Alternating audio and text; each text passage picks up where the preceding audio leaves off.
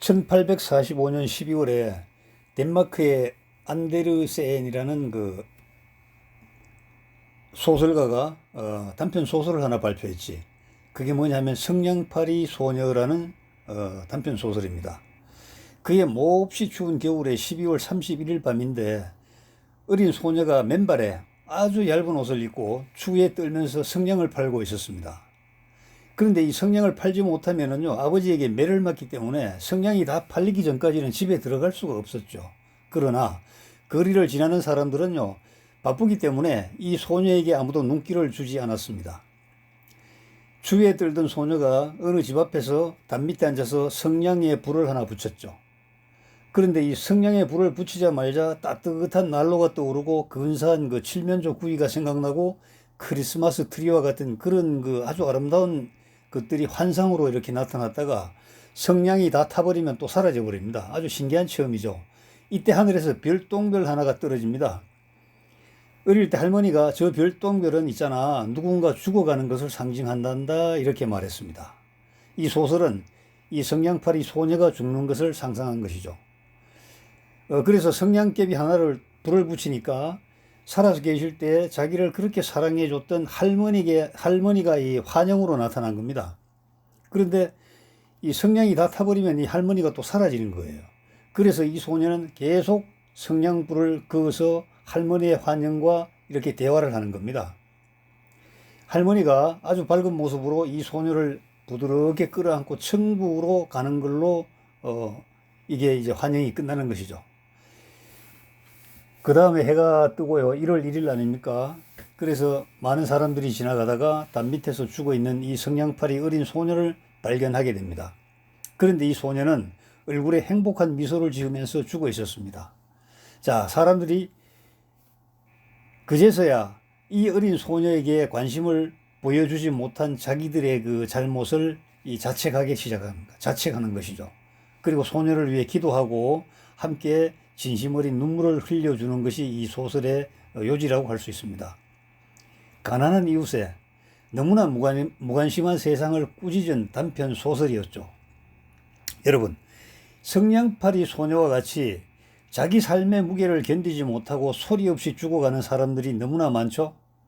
대한민국이 OECD 국가 중에 자살률 부동의 1위라고 하니까 지금 이 순간에도 여러분이나 저의 곁에서 소리 없이 죽어가는 삶의 무게를 견디지 못하고 생을 마감해야 하는 사람들이 발생하고 있다는 겁니다. 산호라면 조그만 도움을 받아도 살 것 같은 그러한 경험을 해 보신 적이 있을 겁니다. 마감 시간에 쫓기거나 음을 막을 시간은 째각째각 다가오는데 할당된 매출을 달성하지 못하면 해고를 비롯해서 돌아올 불이익은 불보듯 뻔한데 쥔태양난의 외통수에 걸려서 어쩌지도 못하고 가슴이 새카맣게 타들어갔던 기억, 아니죠. 지금도 미래의 기억으로 저장하고 있을 사람들이 참 많을 겁니다. 등록금을 내지 못해서 학교에서 쫓겨나온 적 있으세요? 여러분이 등록금을 주지 못하여 공부해야 할 시간에 가방을 들고 힘없이 집으로 터벅터벅 걸어오는 자식들의 모습을 물끄러미 바라보신 적이 있습니까? 그때 마음은 어땠을까요? 저는 말입니다. 등록금을 내지 못하여 2번이나 학교에서 쫓겨나온 적이 있었죠. 운동장을 걸어서 정문으로 나오는 시간이 왜 그리 길고 그리고 부끄러웠던지 언젠가 등록금을 한번 구해볼 심산으로 외가에 갔습니다. 한숨만 쉬는 외삼촌의 모습을 보면서 빈손으로 돌아와야 했던 기억이 아직도 남아있죠. 그 이후로 저는 남에게 손을 벌리지 않으리라, 내 힘으로 살리라 다짐하고 살아온 세월이었습니다. 그런데 지금도 해야 할 일이 있고 누군가의 뜻이 더해지기만 한다면 세상을 덮고도 남을 만한 따뜻한 콘텐츠를 가지고 있는데 아직도 망설이고 주저하고 있습니다. 사실 세상은요, 남의 일에 그리 관대하지도 않고 관심을 보일 마음의 여유도 없습니다. 인자하고 유명하다는 인사를 찾아가 보지만 겉으로 보았던 그분과 또 속으로 깊이 나누고 만나보면 느끼는 감정이 완전히 달라요. 그 다르다는 사실을 확인하죠.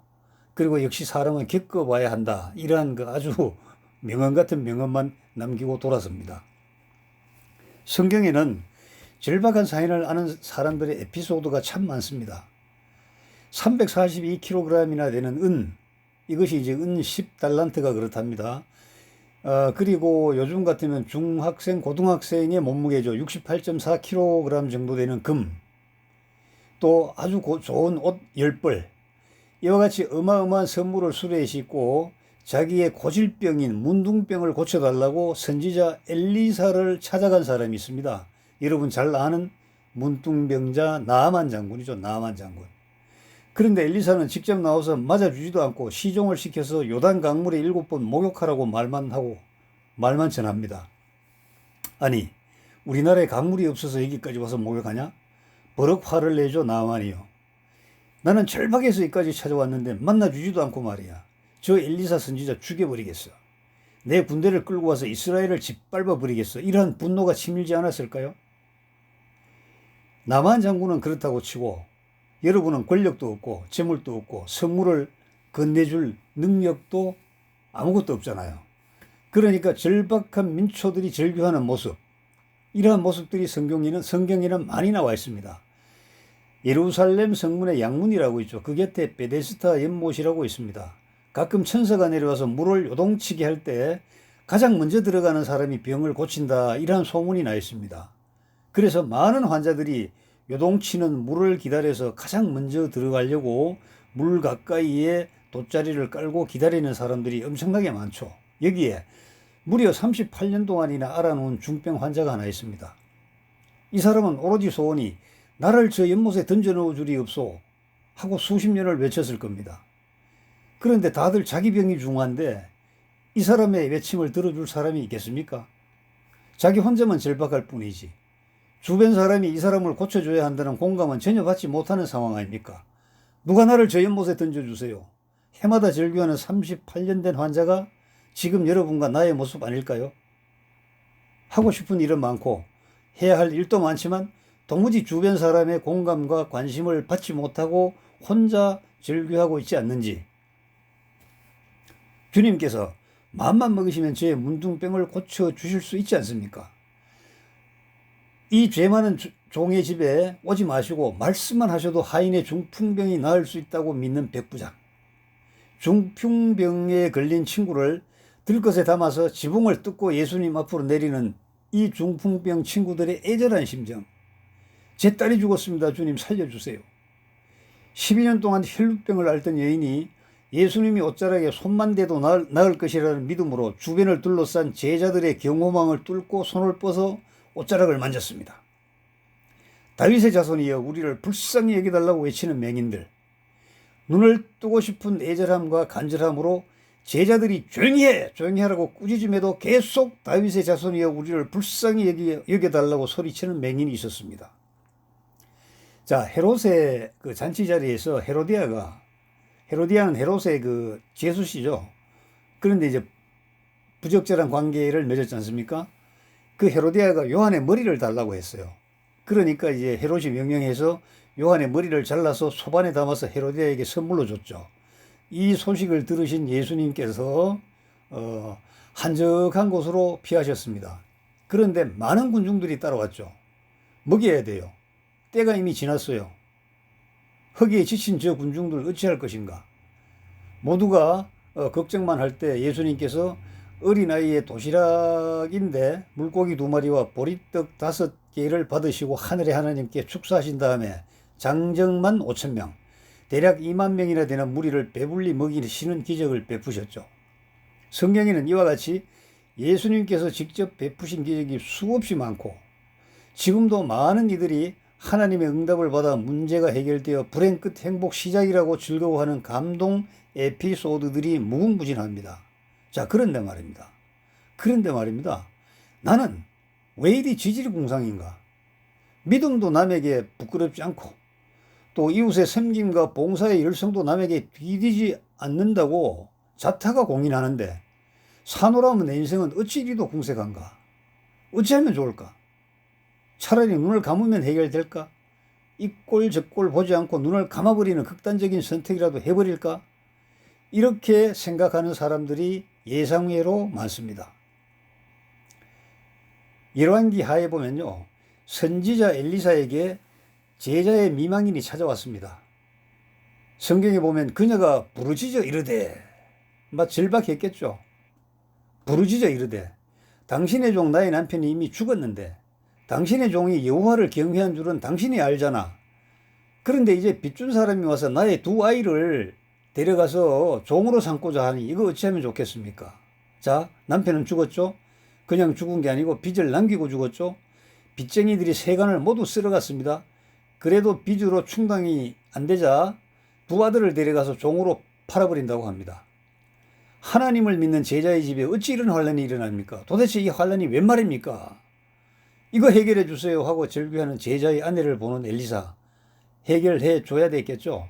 그래서 묻습니다. 너희 집에 혹시 뭐가 있니? 있기는 뭐가 있어요. 빚쟁이들이 다 쓸어갔다고요. 그래도 한번 생각해봐. 무언가 있을 거 아닌가. 기름 한 병 있어요. 기름. 그러면 이웃에 다니면서 그릇을 빌려. 가능하면 큰 그릇으로 많이 빌려. 이거 완전 뜬금없는 소리잖아요. 그러나 이 아내는 이웃을 다니면서 그릇을 빌려왔습니다. 그러니까 문을 닫고 들어가서 너의 아들과 함께 그릇에 기름을 부어 채우라. 희한하게도 빌려온 그릇마다 기름으로 가득 채우게 되었습니다. 그리고 기름을 팔아 빚을 갚고 생활비로 쓰라. 이렇게 명령을 하는 것이죠. 오늘 제목은 성냥 한 개비의 기적입니다. 빚쟁이들이 다 털어갈 때 미처 보지 못하여 구석에 걸려있는 작은 기름 한 병이 있습니다. 작은 기름 한 병은 여러분의 능력이고 여러분들의 재능입니다. 남들이 미처 발견하지 못하고 여러분 스스로만 알 수 있는 재능이 있습니다. 그걸 찾아보세요. 그 재능을 발견하고 갈고 닦으면 됩니다. 이 세상에는 하나님의 은혜를 받았노라고 말하는 사람들이 참 많습니다. 40일 금식하신 예수님에게 사탄이 한 말을 한번 생각해 볼까요? 돌로 떡 만들어 먹어 이렇게 얘기하죠. 떡, 경제 문제는 사탄이 핸들링하는 영역입니다. 그리고 성전 꼭대기에서 뛰어내리면 천사들이 받아서 살려줄 것이라고 합니다. 하나님을 믿는 성도들은 절대로 죽게 내버려 두지 않으시는 하나님이시라는 것을 사탄도 잘 알고 있습니다. 마지막으로 사탄에게 절하면 천하 만유를 주겠다고 합니다. 천하 만유는 사탄의 소유라는 것을 선포한 것이죠.